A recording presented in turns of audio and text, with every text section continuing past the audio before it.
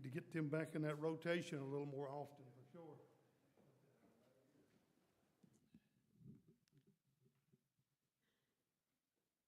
And the thing that the Lord is going to do is He's going to write it in a spot that can't nobody erase it or block it out and cancel it or whatever that it's going to be. But Lord, that'll be all right. Whatever the requirements is, I want my name written in that Lamb's Book of Life. That's where my hope is going to be, that when that roll gets called, that my name is going to be on there somewhere. Thank the Lord for the wonderful service we've had up to this point. It's just been a pleasure to be here to feel the blessings of the Lord upon this group of people that's here assembled this morning. We're so thankful again for just another wonderful day that we've been blessed to see so many people come out on a cold day like it is. That tells me that you're pretty much obligated, or not obligated, you're pretty much committed to worshiping and serving the Lord, and we're so thankful for that today.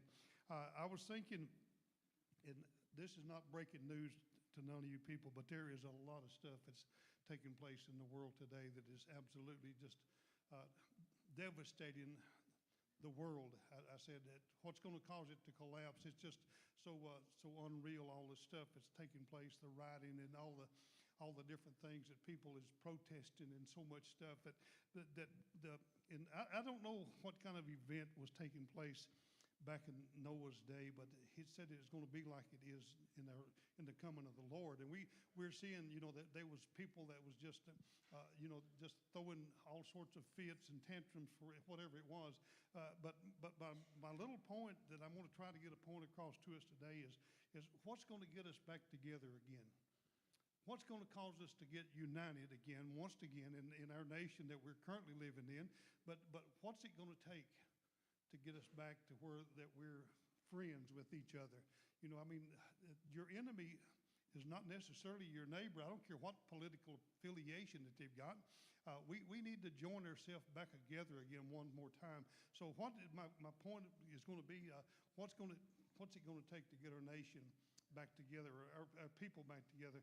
They do a survey on a daily basis on what we think is wrong with the country. Your opinion, what do you think is wrong with the country? And the vast majority of the people, and I guess we can relate to this, the vast majority of people is saying it's just that the cost of everything is way too high. And we can relate to that. I said that's on that political survey that they do on a daily basis. What's your opinion about what's taking place? And, the economy, stuff is too high. Groceries is too high. They try to tell us on a daily basis that things is coming down and things is getting better. But the reality of it is we see that it's not. So the survey, that's basically the top of the chart on what we think is taking place in the country today. That other things is just the division that we've got in the country. That's a high on the chart about what's taking place, and so many things just that people just can't come to agreement with. There's no terms that they can sit down and resolve. We elect all these officials to go up there and pay them big dollars to go up there and sit in just a spectacular environment, but they can't get their heads together on no kind of issue. I don't care what it is. You could ask them if today's Sunday, and they would be disagreements about it. And so there's just so many things that that we can't seem to get worked out the way that it needs to be. All the different things that even down in our level of environment that we're living in, at our lower stage, I guess, of life that we're living, we feel like that they're trying to take our freedoms away from us. They're trying to do things that has been in existence since our nation was founded. We're getting ready to celebrate just in a few months 250 years since that Declaration of Independence was signed, and this United States become a nation. It become joined together.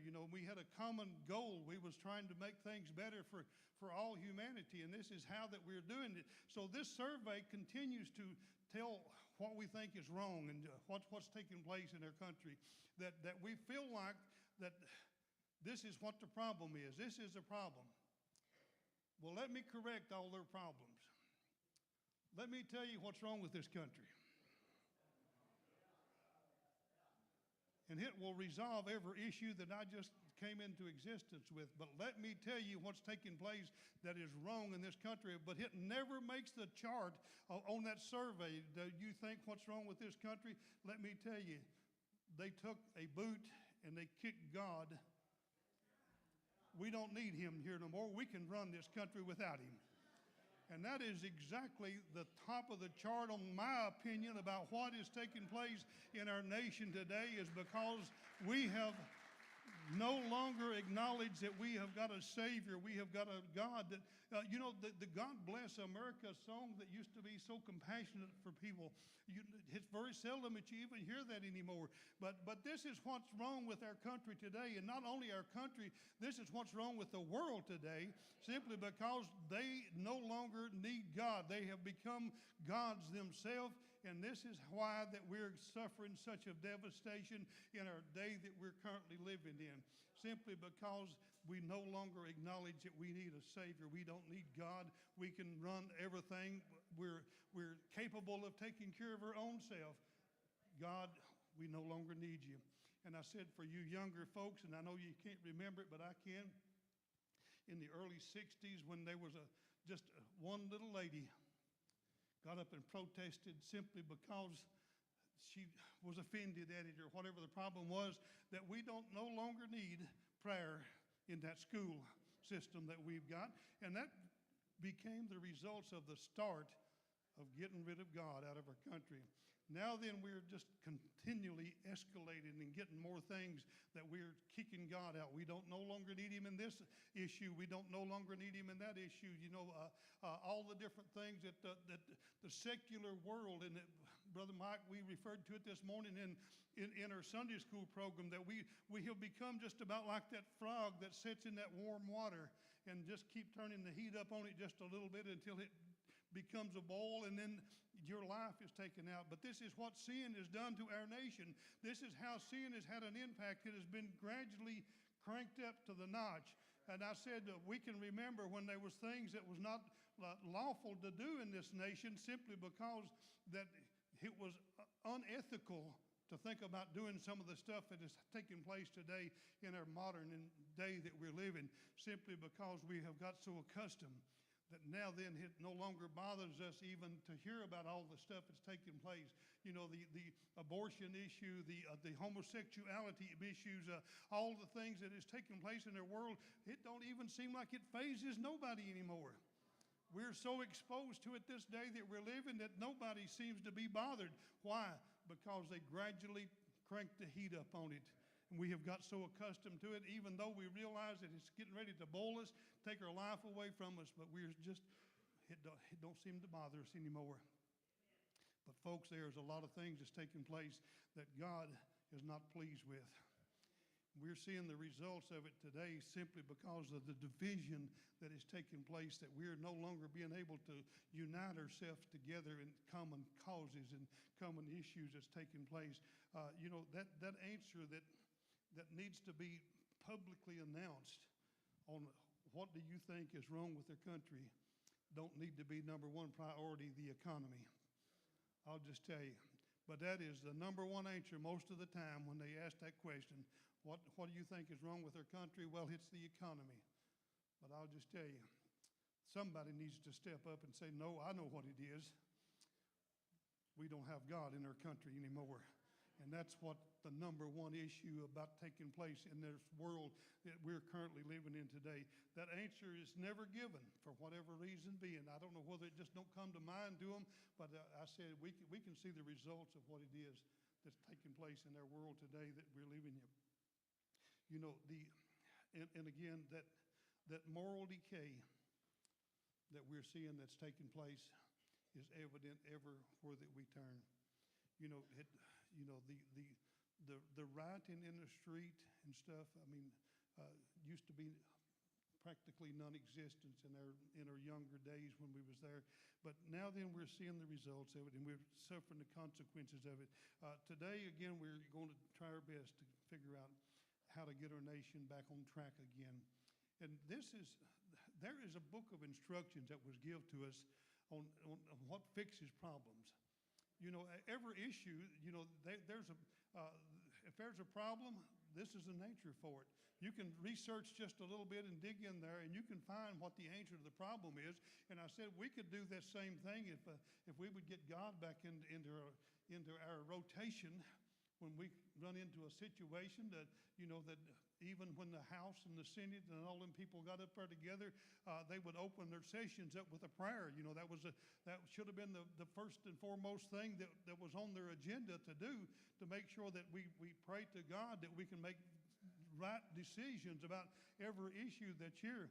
So basically it continues on with this, and I said what it is, that decay of our moral standard that we've got has been put on the back burner so long that it no longer has an impact on us. When these answers that we're seeking after would get resolved, if we would seek God for it first, that would be the way that you find out what the problem is in our nation that we're dealing with. We're seeing that we've become divided in the politics, the policemen, all the things. I don't know about you, but I'm not opposed to a policeman by no stretch of the imagination. If I have an issue at the house or back in my country and I dial that 911 number, I would like to see them come and respond. What has happened to our religious world that we're living in, it's uncomprehendable about how many anti-Semitic things that's taking place in the world. They're opposed to the Jews. They just fight, and that's God's chosen people. I said, you oppose them, you're opposing God, and it's evident that we're seeing the results of it. And this is what's taking place simply because we no longer need God to direct our path and do all the things that it is. But this is the situation, and it talked about this in the book of Romans. If you want to find this with us, in the book of Romans chapter 12, and the first couple of verses of it says, this is what we need to do. If we'll start out making this our priority in our nation, this will be the results of it. He said, I beseech you, therefore, brethren, by the mercies of God, that you present your bodies as a living sacrifice. Do it holy, acceptable unto God, which is your reasonable service. And here is the problem of the world today. And be not conformed to this world, but be ye transformed by the renewing of your mind, that you may prove what is that good and acceptable and perfect will of God. The perfect will of God in our world today is to present our bodies individually, but not only individually, but as a nation. We present ourselves, Lord, we're going to offer sacrifice and praise unto you. And if we'll do this, we can begin to see the positive results that is going to transition over to where we're going to find out that we can get this nation back on track once again. And it desperately does need to be back in track. And you think about, this is how that he continued on with this. And if we'll follow these instructions, we can get our nation back in track. And he said in verse number 9 of chapter 12, let love be without dissemination. Abhor that which is evil and cleave to that which is good. If you'll continue on with this instructions that is given, the guidelines of what we need to do, he's trying his best. He wants us in verse number 10, be kindly affectionate one to another with brotherly love, in honor, preferring one another. He don't want us to be slothful in business. He wants us to be fervent in spirit, serving the Lord. Serving the Lord.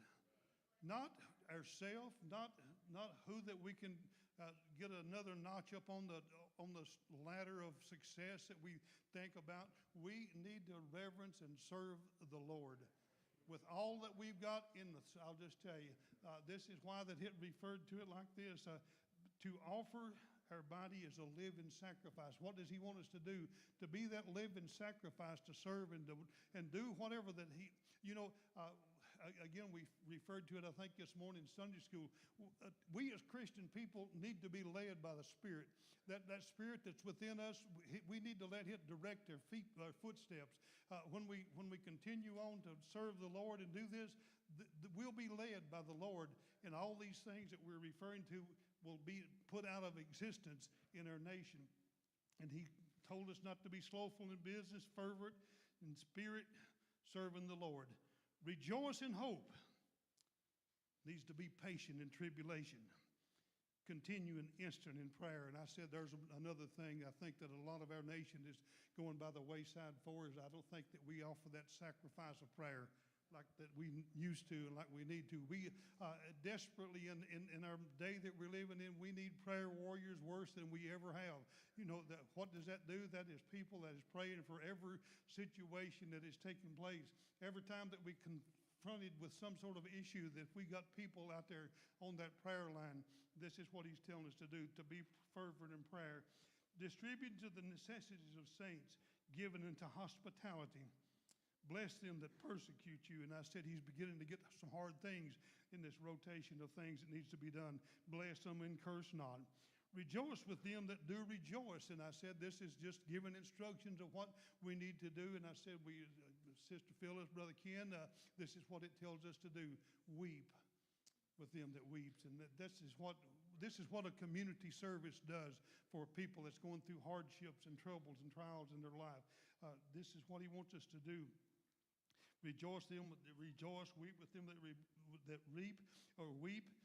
Be of the same mind one toward another. Don't mind the high things, but condescend to men of low estate, and be not wise in your own conceits.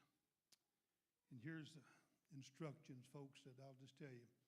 We have a hard time doing this to people that opposes us, to people that stands up against us or do whatever it is. And he said, I don't want nobody to recompense to no man evil for evil. That will never fix it. How do you overcome evil? You'll never overcome it with more evil. The evilest man out there is not going to consent to somebody else trying to be more evil than what he is. You'll overcome evil with one option. You'll only overcome evil with good, and that's what he's trying his best to tell us to do. Provide things honest in the sight of all men. And if it be possible, as much as lies within you, to live peaceably with all men. And I'll just tell you, this is what is causing our country to default itself. And we're not seeing anything that's getting fixed. We're just seeing more things tore up. It's it's just escalating to another level. If somebody would get up and say, let's have some peace, let's bring a calm to all these things that's taking place in the world today, and do that with the Spirit of the Lord in them, we could see that they would get results out of this. So he's wanting us to do this. I want you to, as much as it lies within you, to live peaceably with all men. And he said, dearly beloved, avenge not yourselves, but rather give place unto wrath. For it is written, vengeance is mine, and I will repay, saith the Lord. Turn it over to Jesus, folks. If you've got an issue with somebody, if you've got something that is bothering you, that they just won't let it go, let the Lord handle it. He'll do it with the right attitude. And this is, he said, therefore, if your enemy hungers.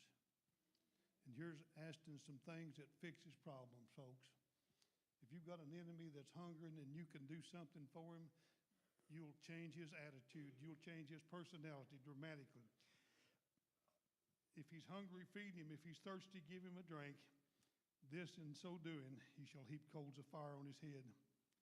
And be not overcome of evil, but overcome evil with good. Now, folks, the economy may be a thing that's bothering you. The price of groceries may be too high for you to sustain all the things that you want. But I'll just tell you, if we'll begin to follow these guidelines that was right here, we can see that there'll be a change. Not the economy wouldn't be the thing that is bothering this nation. The lack of God being in it is the main thing that's causing our nation to be in the position that it is in today. There was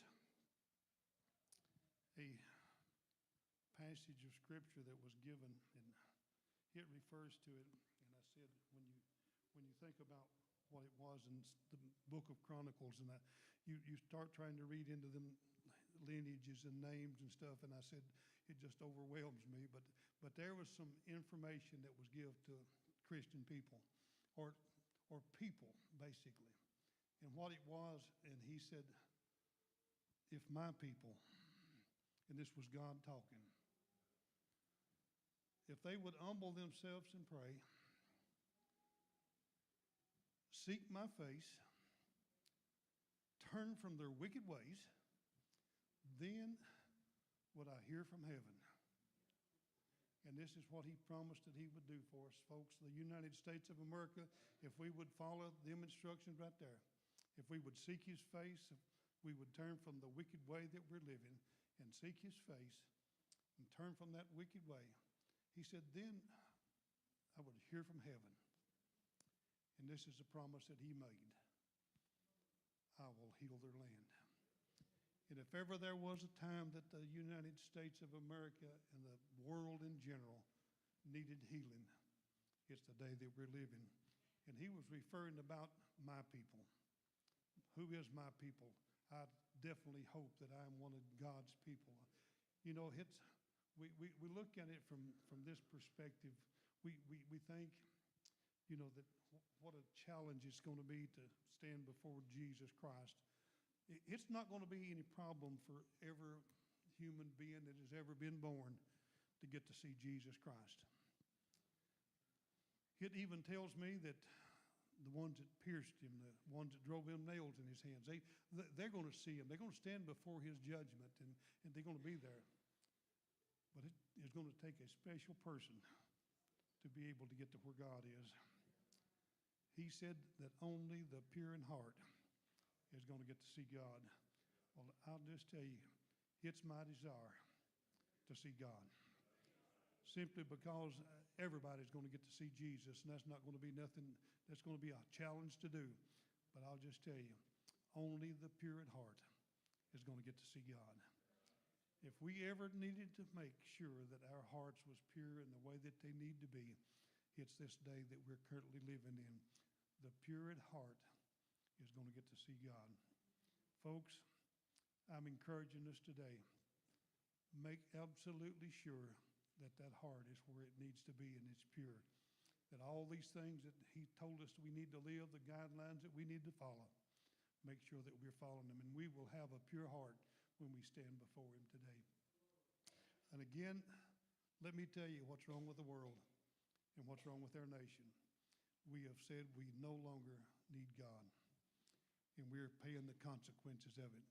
But he said if you would turn around and begin to seek his face, turn from your wicked ways, he said, then's when I'll turn and I'll heal the land that we've got. If ever there was a need for a healing, we're living in it today. We certainly do. So we're going to give the opportunity once again, and if you feel like that there's some things that is impurity, how do you get the impurities out? Fire will do it. You let that Holy Ghost fire begin to stir in your soul, and it'll burn that impurity out. You have to be pure at heart to see God. So if you've got things that you feel like is not the way that they need to be in your life, I'll just tell you how to find out a way to get it out. Come to this altar today. Make sure that your heart is pure and ready to see God, because just like the song that just was sung just prior to this, I believe that he's coming back, just like he said. So if you will, across the house, we're going to give you an opportunity if you'll stand today. And I'll just tell you, the number one thing that's wrong with this nation is not the economy. I can assure you it has got a greater need than what the economy would ever fix. So come today.